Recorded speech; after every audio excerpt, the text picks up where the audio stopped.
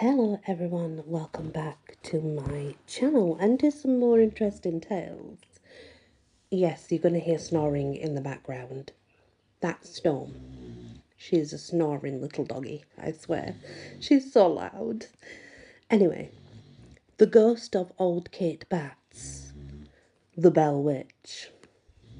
The disturbances experienced by the Bell family begin in 1812. First, mysterious rappings were heard on the windows of the family's cabin, located near Clarksville, Tennessee. Then the entire family, parents, John and Lucy, and their children Elizabeth, John, Jury, Joe, and Richard, had their covers pulled roughly off their heads in the middle of the night. 12-year-old Elizabeth, known as Betsy, also began to complain that a rat was gnawing on her bedpost while she attempted to sleep. Unable to find the suspected rat, the family members began to inspect the bedpost and were shocked to find that, while they couldn't see a culprit, something was clearly gnawing on Betsy's bed. Marks continued to appear on the wooden bed right before their eyes. The family was also confounded by a noise that seemed to fill the entire home. Although Lucy was not nursing any children at the time, the family heard what sounded like the sucking noise of a baby being nursed and lips smacking together. Several investigators of ghost phenomena have noted the peculiar sounds of psychic nursing. Some researchers have noted that these haunting noises often signal the beginning of a particularly violent episode of disturbances. The phenomenon is a result of the manifestation of an entity in the form of an obscene infant, born from some dimension of reality that borders our own. Sacheverell Sitwell wrote that such a being might be an embryonic phantom or phantasm that comes into existence on the borderlands, upon one frontier or the other, of human life. It is in all things unholy, unhallowed, and not human. When the Bell family arose the morning after their first night of unexplained disturbances, stones littered the floor of their front room. Furniture had been overturned, without an apparent logical explanation for what had caused the vast array of disturbances. The children were wide-eyed and spoke of ghosts and goblins. John Bell lectured his family severely. They would keep the problem to themselves. He didn't want their family to become the subject for common gossip. That night, Richard was awakened by something pulling his hair, raising his head right off the pillow. Joe began screaming at his brother's invisible attacker, and from her room, Elizabeth began howling that the gnawing rat had returned and was pulling her hair too. Most of the family awakened the next day, with sore scalps from having their hair yanked and tugged during the night. And John Bell reversed his decision. They needed help.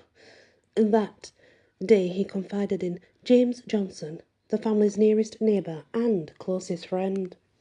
Johnson accompanied his friend to the Bell cabin that evening.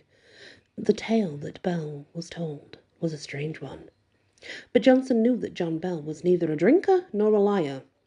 While he watched at Elizabeth's bedside that night, Johnson saw the young girl receive several blows on the cheeks from an invisible attacker. "Stop it in the name of Lord Jesus Christ," Johnson adjured the phantom assailant.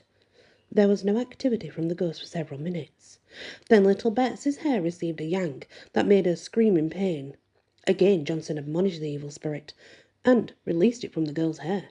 Johnson concluded that the invisible spirit understood the English language, and he also had the insight to perceive that for some reason Betsy was the centre of the haunting. The next day Johnson met with other neighbours, and they agreed to help the family as best that they could. A committee was selected to keep watch on the Bell house all night to try and keep the evil spirit from molesting Betsy. All this well-intentioned effort accomplished was to provoke an especially vicious onslaught of activity focused on the unfortunate girl.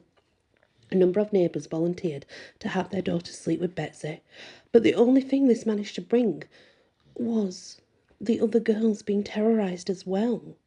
Nor did it help to take Betsy out of the cabin and into homes of neighbours, for the nasty hair-pulling entity simply followed her to the other abodes. By now, the haunting had achieved wide notoriety, and the disturbances were thought to be the work of a ghost of old Kate Betts, or Bats, let's say. She was an accused witch who, for some unknown reason, had returned to work evil upon the Bell family. Each night the house was filled with those who sat up trying to get the ghost to talk or to communicate with them by tapping on the walls or by making a smacking sound with its lips. The entity soon became powerful enough to venture outside the cabin and away from Betsy, its centre of energy.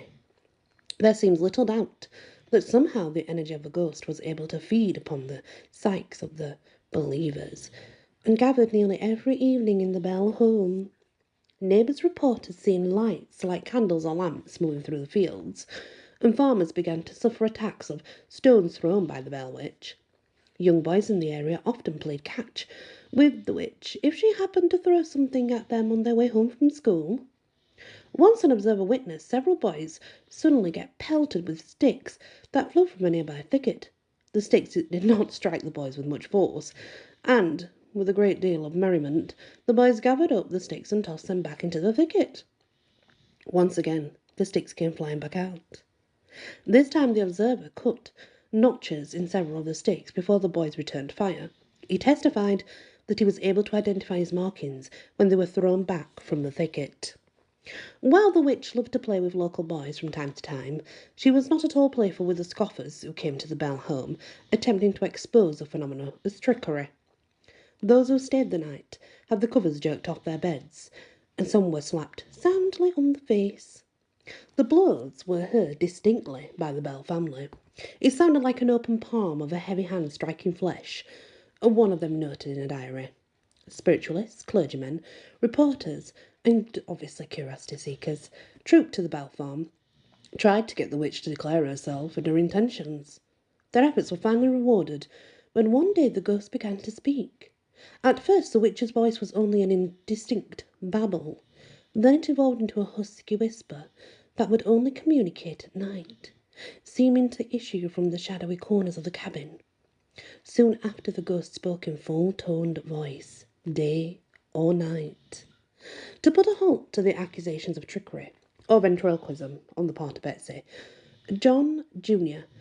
brought in a doctor, who placed his hand over Betsy's mouth and listened at her throat while the ghost voice chattered noisily from a far corner of the room.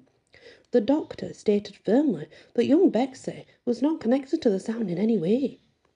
12-year-old Betsy began to suffer from seizures and fainting spells, similar to those that spirit mediums undergo while in or sort of entering a trance. Observers noted that the spells came at irregular hours, just before the witch would put in an appearance. After Betsy recovered, the ghost would begin to speak. Since it had gained the ability to speak, the ghost had been outspoken in its dislike of John Bell, Betsy's father. "I'll keep after him until the end of his days," the ghost often swore to visitors in the Bell home. "Old Jack Bell's days are numbered."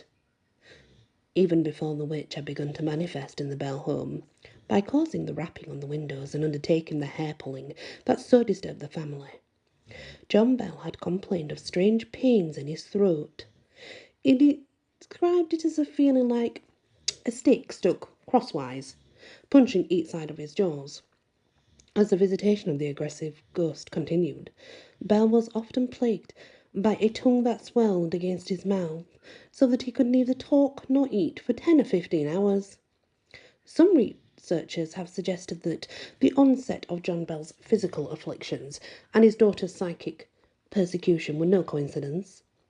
In his writings of the Bell Witch, Dr. Nanda Fedor made the observation with the swelling of Bell's tongue suggests that he may have been keeping a dreadful secret that sought physical release. Fedor speculated that Betsy, approaching puberty, may have undergone a shocking sexual experience for which her father was responsible. It was probably to save a reason, Fodor wrote, that a fragment of her mind was split off and became the Bell Witch.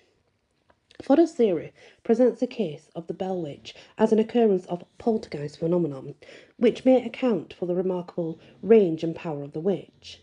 However, the Bell Witch could also be a negative entity that was attracted to the psychic energies that had been projected by sexual shock, or puberty change, and a father's guilt.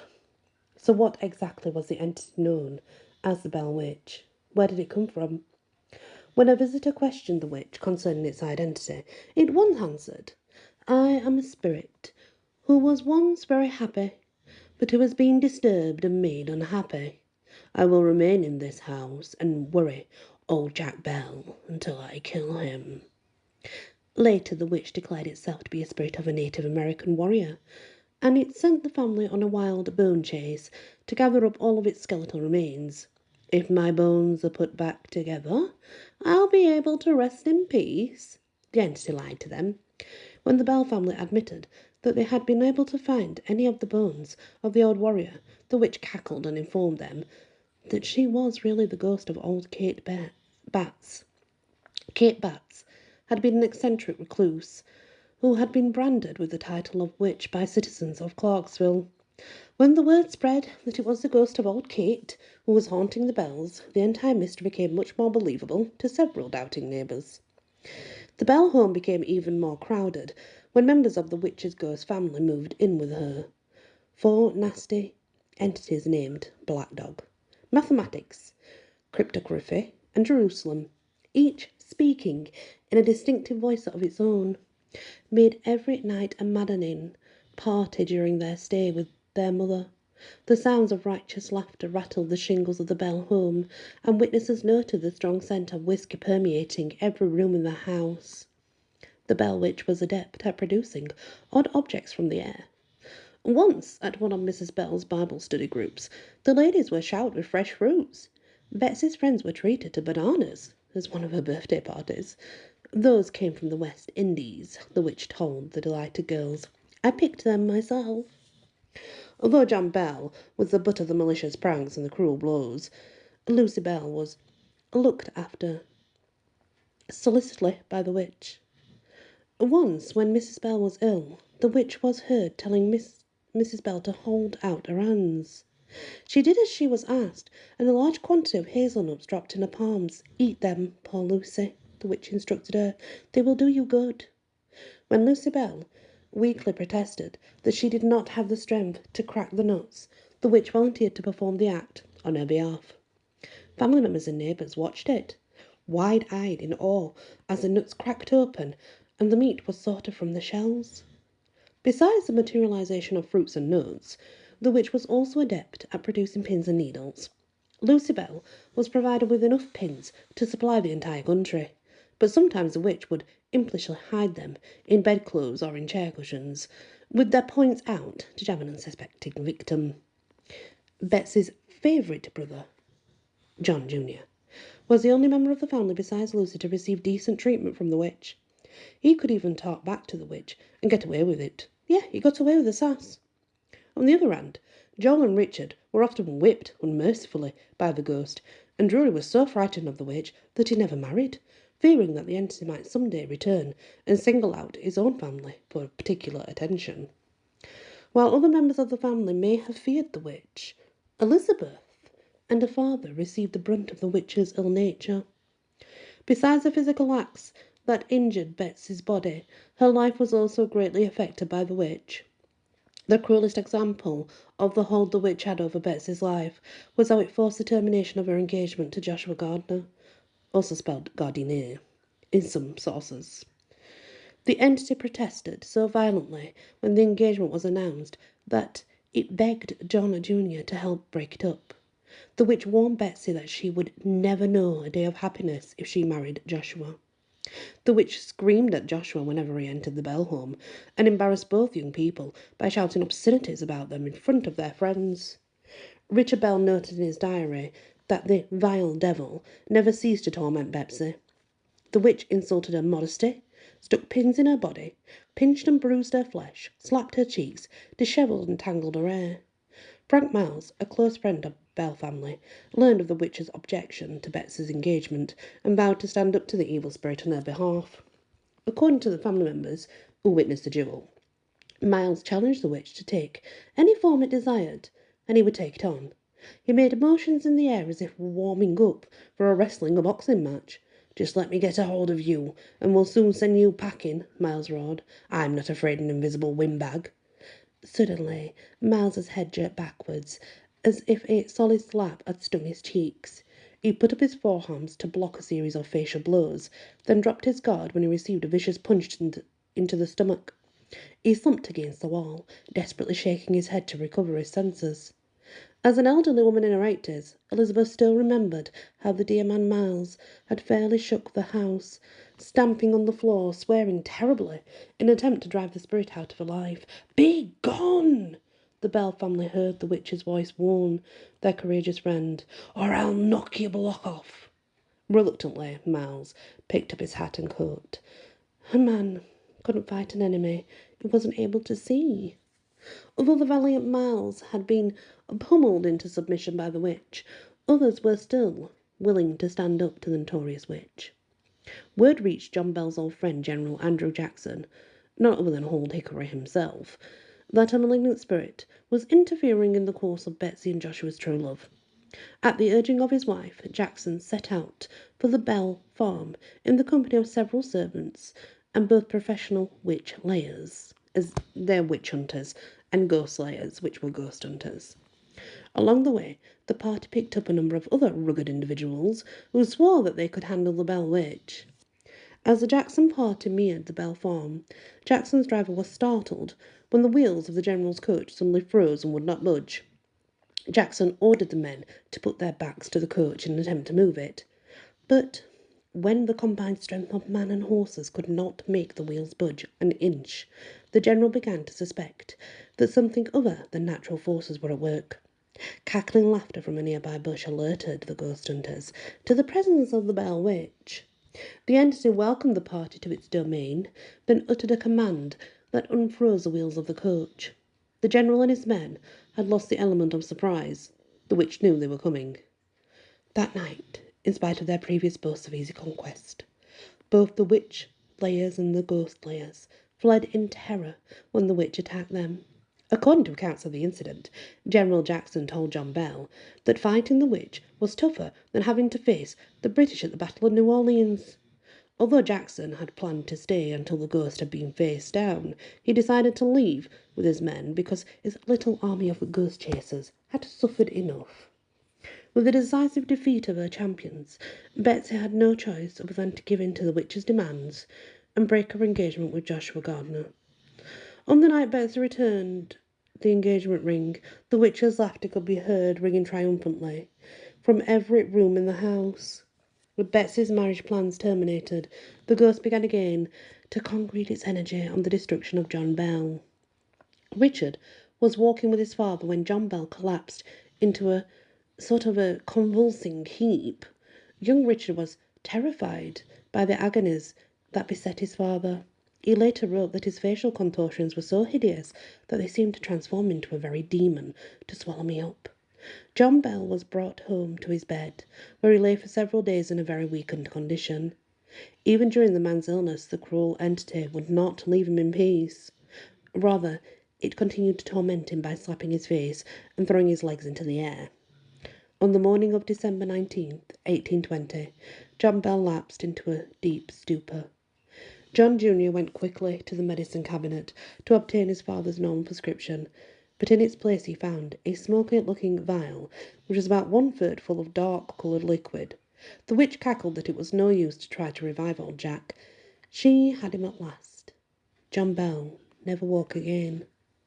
When John Jr. demanded to know where the vial had come from, the witch smugly answered that it had been placed in the medicine cabinet earlier that night.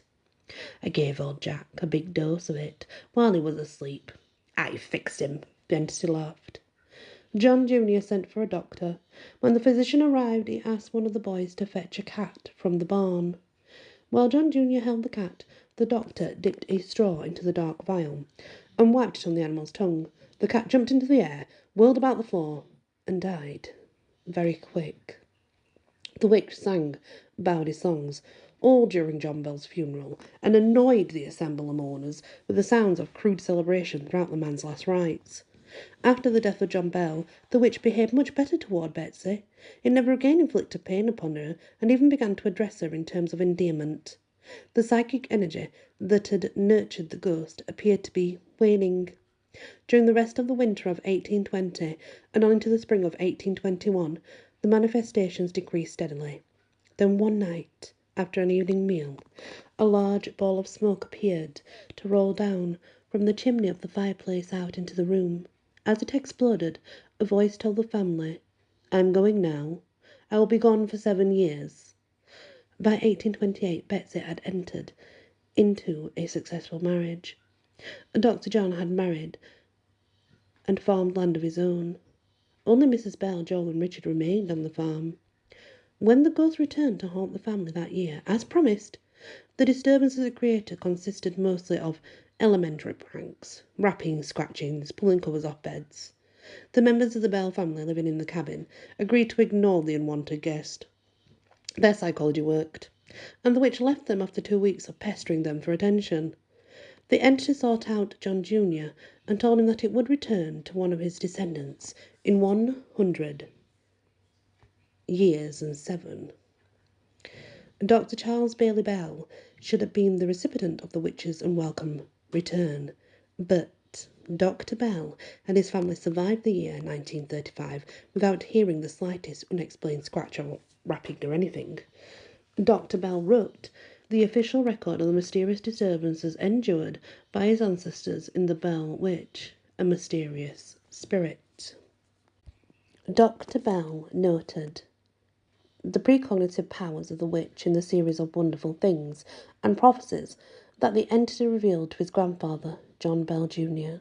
According to Dr. Bell, the witch predicted the Civil War, the emancipation of the slaves, the acceleration of the United States as a world power, the 2 world wars, the date for World War II, was off by only 4 years, and the destruction of civilization by rapidly expanding heat, followed by a mighty explosion.